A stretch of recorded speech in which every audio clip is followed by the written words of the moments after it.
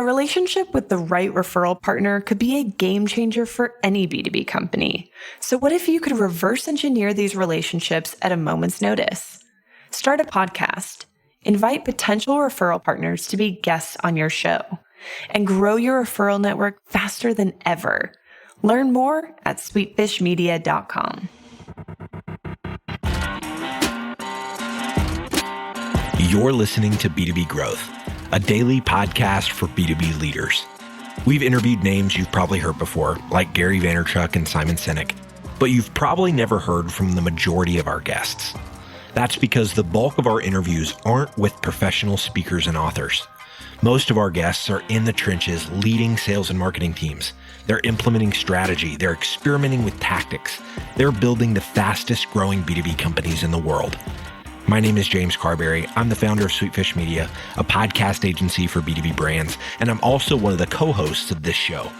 When we're not interviewing sales and marketing leaders, you'll hear stories from behind the scenes of our own business. We'll share the ups and downs of our journey as we attempt to take over the world. Just kidding. Well, maybe. Let's get into the show.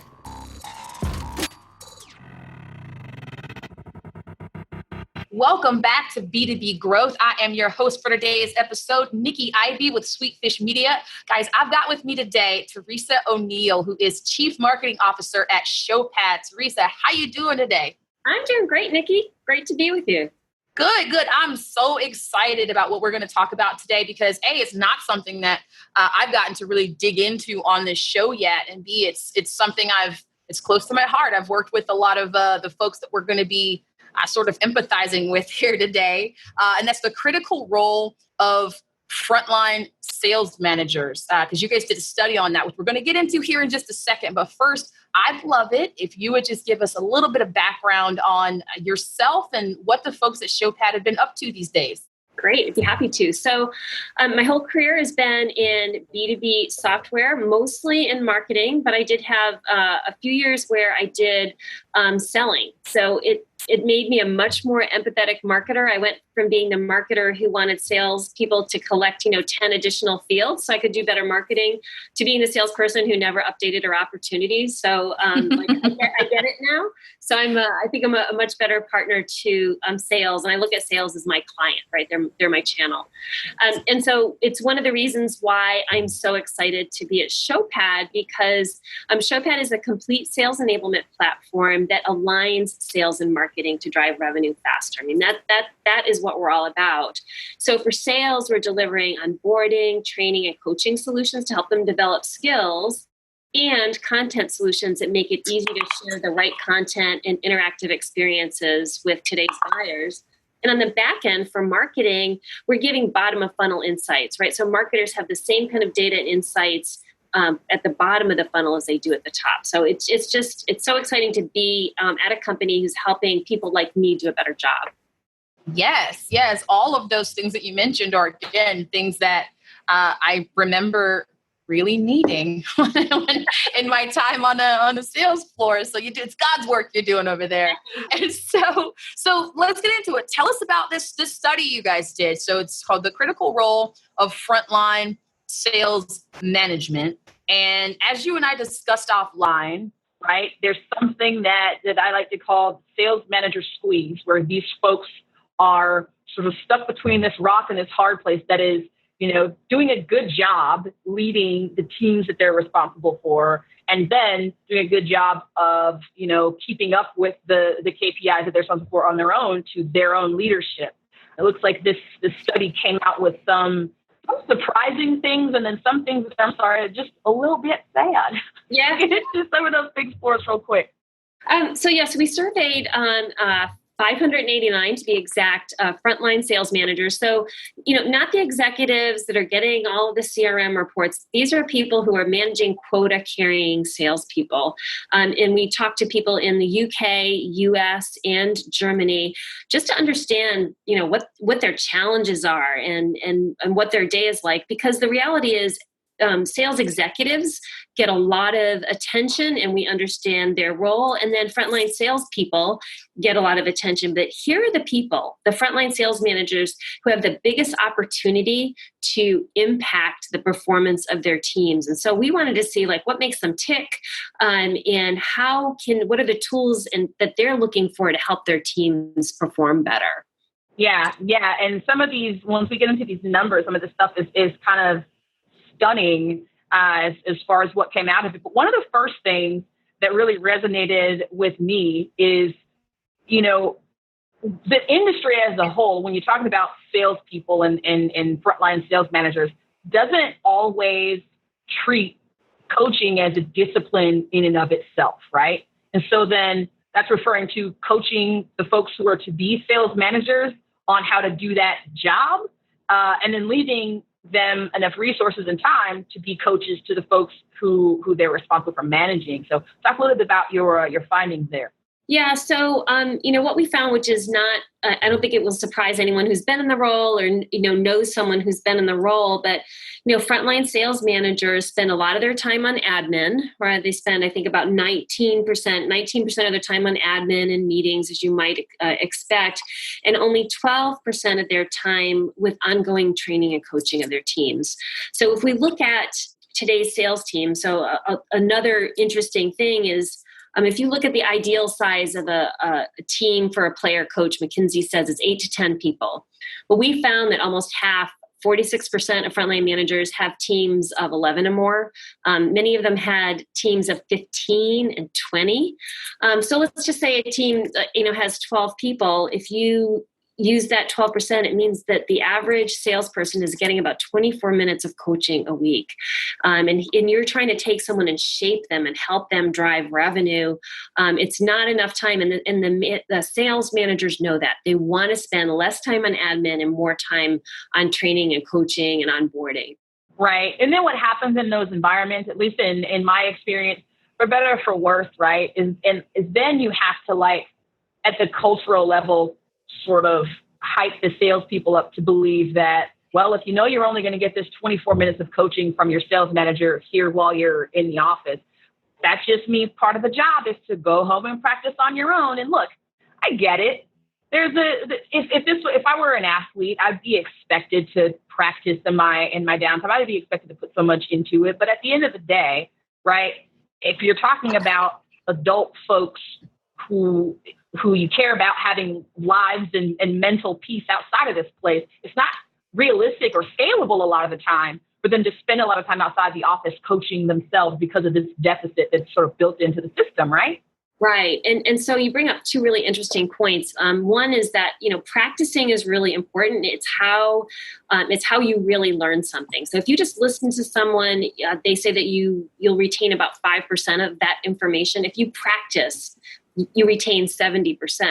The issue that sales managers have is if the salesperson is taking the time to practice, the sales manager doesn't have time to provide feedback. And so one of the things that companies can look at technology to help is having technology that will allow the salesperson to practice their pitch, practice their presentation, and then give that to the frontline sales manager to review when they have time, right? So it's that any device, on demand when you need it mentality that I think bridges that gap and allows the frontline manager to provide coaching that scales, right, beyond that 24 minutes that they can give their team member.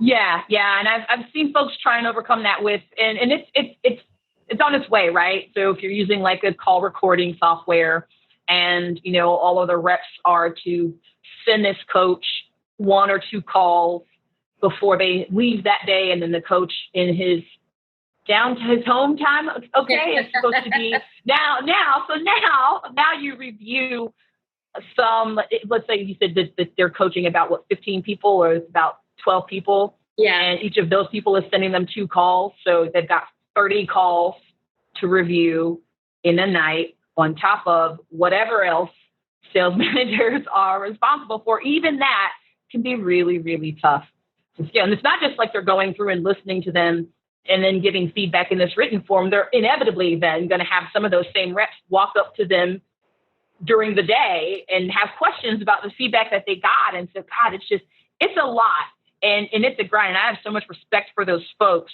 But it's an interesting thing that we talked about as well is how do these folks even get into these roles and how do they know what they're getting into? Yeah, you and I were discussing that a lot of the time the folks that end up in these roles are folks who were leading individual contributors. And you had an interesting analogy for that as far as why that might not be the best way to go.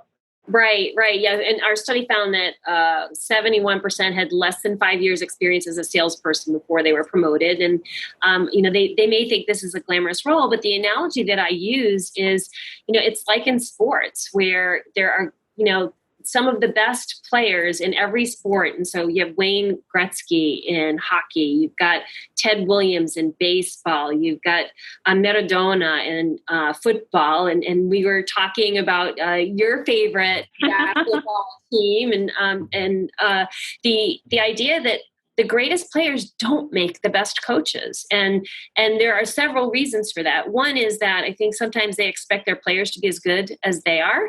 Mm-hmm. Right. But the second one is coaching is a different skill. And it's a skill that most people aren't trained to do. Right.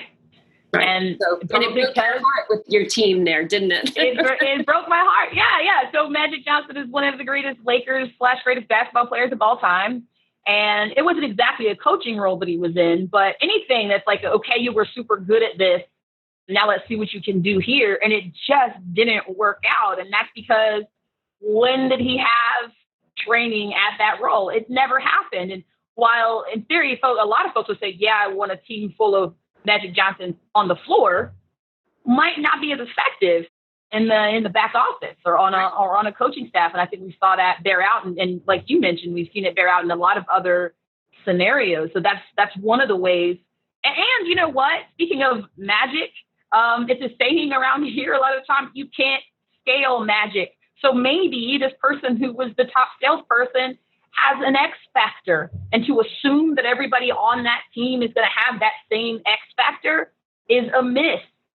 So I don't know, man. You can't always promote for that and just hope for the best. I don't know. I haven't been in a position for hiring these people, so this is just things I've observed and empathized with, frankly, as an individual contributor salesperson on a team with a young sales manager.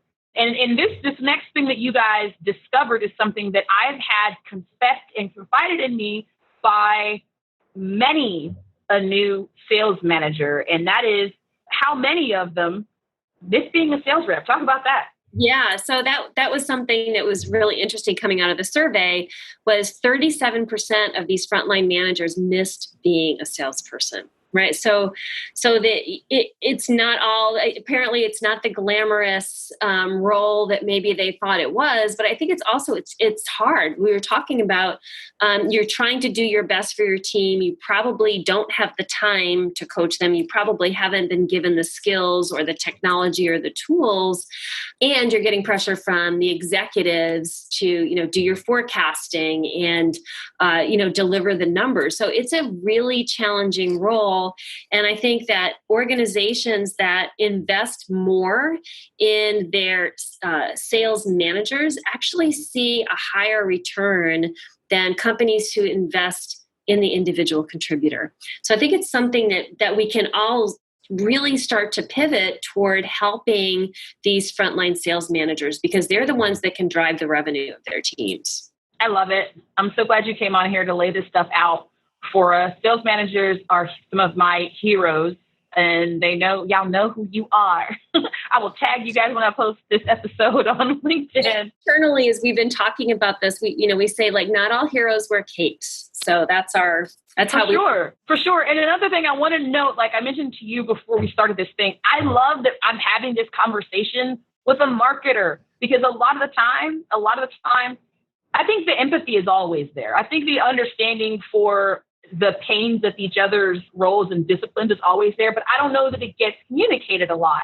So for you guys to take an interest in this and for you personally to be like, hey, these are people who like, I see you out there hustling. I see what you got going on, and I care about helping fix it. I appreciate that so much.